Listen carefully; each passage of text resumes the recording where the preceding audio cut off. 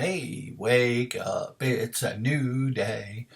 Alright, I'm back.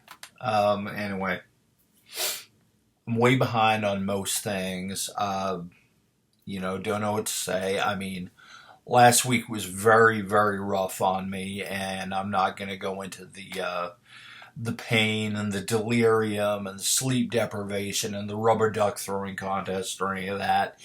You don't need to know. Okay, time to get that whole movies that got to me thing kind of, let's just say it's a very special episode.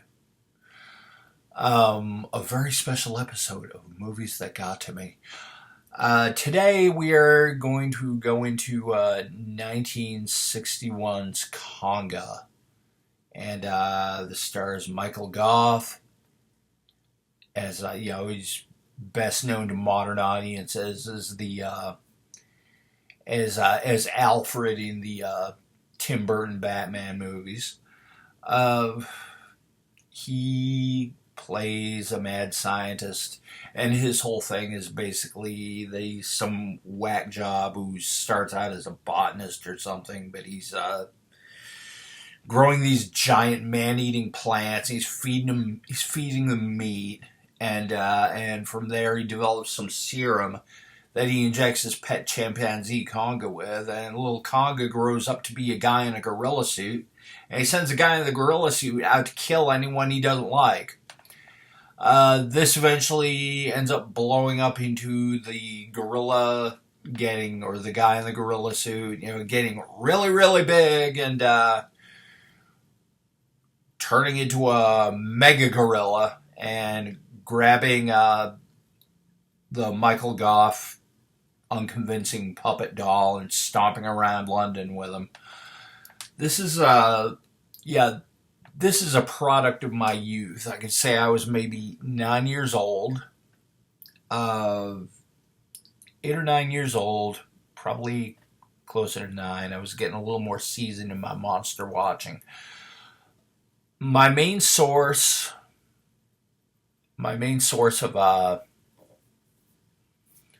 of monster mayhem at that time. I lived in the Boston area, and it was Creature Feature on Channel 56. Some of you might remember that old heyday. A lot of you probably don't. But I used to enjoy just Saturday nights at 7:30, right after Hee Haw, and I would just park my butt and just watch my stuff and just there and watch my monsters and my aliens and whatever else they threw at me that week. And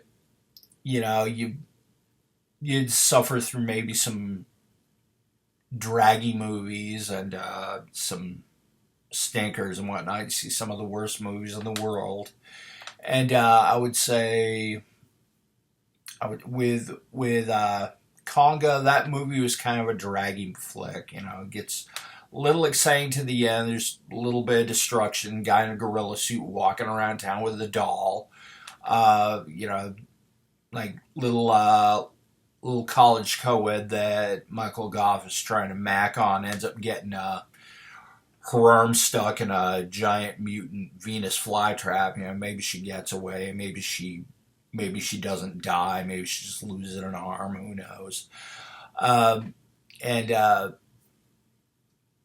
then he ends up, but it's kind of on the whole a long, dragging movie. I really thought it was kind of dull, but God damn it, this is what I get. I'm 8 or 9 years old, sitting there watching TV. This is what I get. This is my shot in the arm. This is where I get my monster fix. And and we took it, and we had it. That's what we had in those days, and we liked it. We were grateful. But anyway, regardless, so I'm watching that, and with me in the TV room downstairs is we're in Billerica, Mass. I was sitting there in the living room in the TV room. My parents are upstairs watching kind of more civilized television, sitcoms or whatever.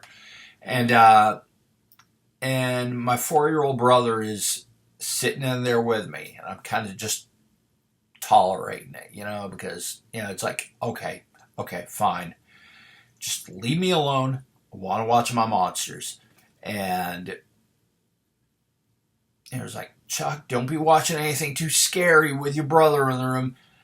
Just leave me alone. This is all I get. And it's like, you can have your football or your soap operas or your game shows or your cartoons or whatever else.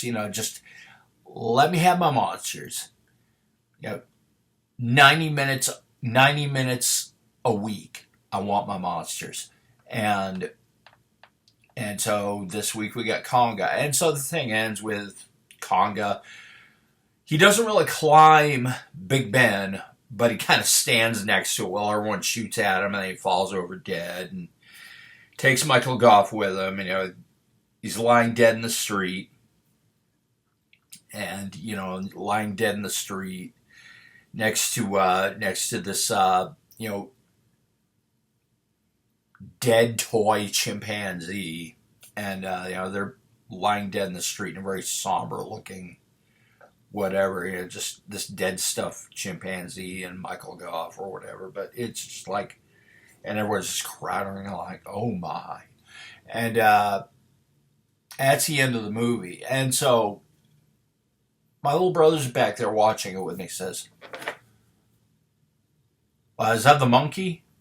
Yeah, that's the monkey. The monkey's dead? Yeah, the monkey's dead. I'm like, yeah, I'm the downbeat endings of horror movies. I'm a seasoned veteran of monsters at this point. It's like, I know it goes that way. It's, I'm down with it. And my little brother gets up and walks out of the TV room, and he says, I'm going to go tell Mom that the monkey was dead. And I go, God damn it, because I know it's coming next. And but he's just, I'm going to go tell Mom the monkey was dead. Great. And so I'm just sitting there watching whatever's peeling forth in the interim, and suddenly I just hear, Chuck!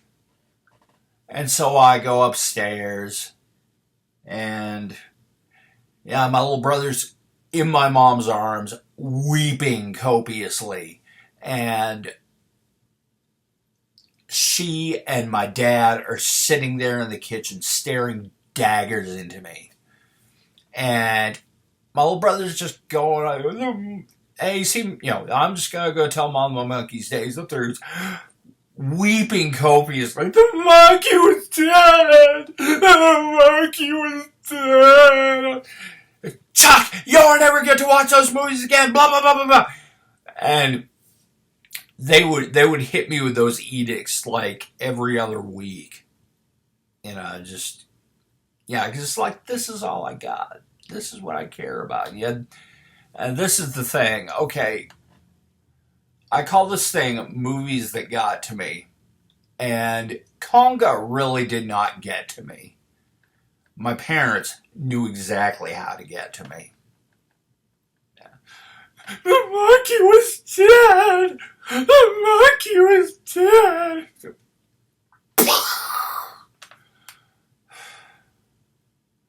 I can laugh about it now. See you next time. Where's that button?